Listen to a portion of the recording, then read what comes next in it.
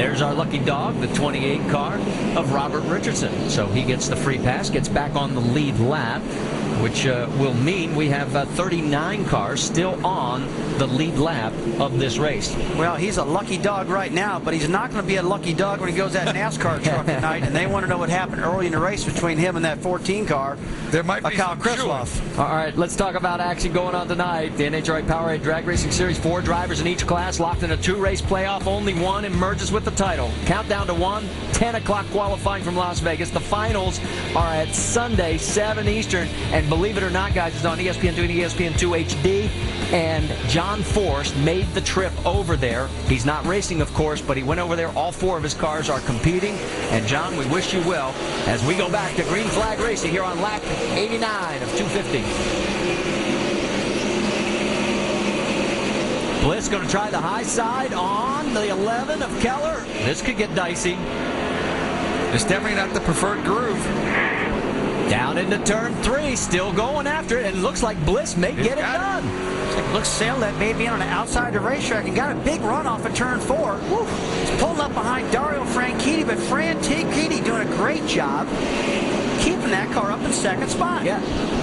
It is Reutimann, Franchitti, Bliss in third. Let's get an update on Mike Bliss. Alan. And a good finish would be quite the thing for Mike Bliss in this 22 car, Marty, because this car was wrecked in practice yesterday. The car got away from Mike in turn 3, that tricky spot that Rusty and Randy were talking about earlier. He backed into the wall with the left rear corner. Paul Wolf and his crew, the crew chief and his team, repaired that machine. They qualified well today. Mike Bliss told me before the race, if we're going to win a race, this is a place we can do it.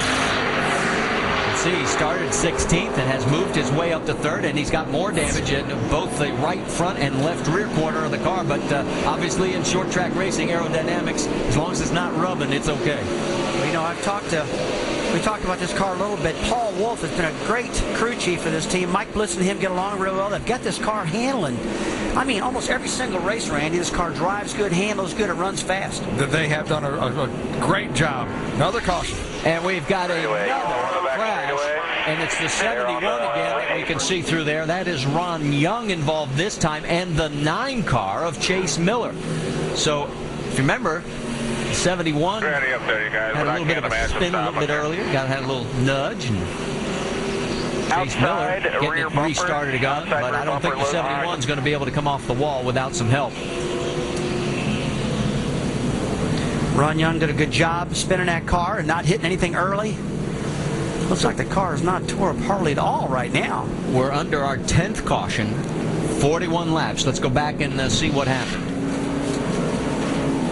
Well, he's already turning right there, guys. Yeah, he is. He's on the gas. That's right. He was loose, and he just come there, and he lost some grip, and next thing you know, he's in the grass. And Chase Miller had nowhere to go. Nowhere to go. Yeah, he had nowhere to go, the 9 car at Chase Miller, and that's not much damage on his car, so I believe Chase is going to be okay and get it back out there.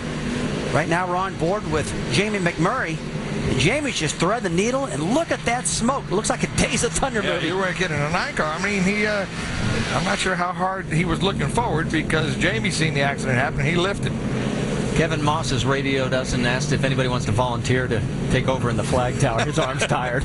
He used to have a lot of hair. He used to comb his hair a lot, so he shaved that off. Something. You're not going to get me commenting about anybody's hair. I'm just happy to have some. David Reutimann has been the man up front most of the day here. We've had 3 different leaders, 4 lead changes, but he's really been the dominant race car. The biggest surprise to me, guys, I have to tell you, I expected Dario Franchitti to do well, but I didn't expect him to be up in 2nd place in his very first Busch Series start. After watching him yesterday and watching him run laps like he did yesterday, he's awesome. He's a good shoe. But how many times have we seen guys come in on their first race, qualify well, but once they get in there with the slicing and dicing and all the contact, that first race they have a tendency to back up. He's not backing up. He did early. He dropped back to like 7, but boy, he just drove himself back up. Here comes Mr. Keller. Jason's in. Alan, is all yours. Yeah, Jason, the farthest forward car to make a pit stop here. Little crew chief Todd Gordon strategy play here. They're going to come in, get their tires, make their adjustments here. We've had all these laps run into the caution flag. I think we get a little bit of a green flag run going. You'll see these guys stay out when everybody else pits. We'll see how it all works. And also, they've got a little bit of left front damage there on that 11 car. You see the crew working at that right now. And this is interesting. Let's throw this out for the two of you to kick around. Our longest green flag run so far today has been 19 laps. This may work. Oh, absolutely.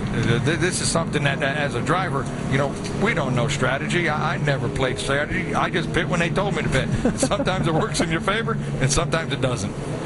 All right, we're going to step aside for a commercial break. What is going to unfold next here at Memphis? It has been a slugfest. We told you it would be.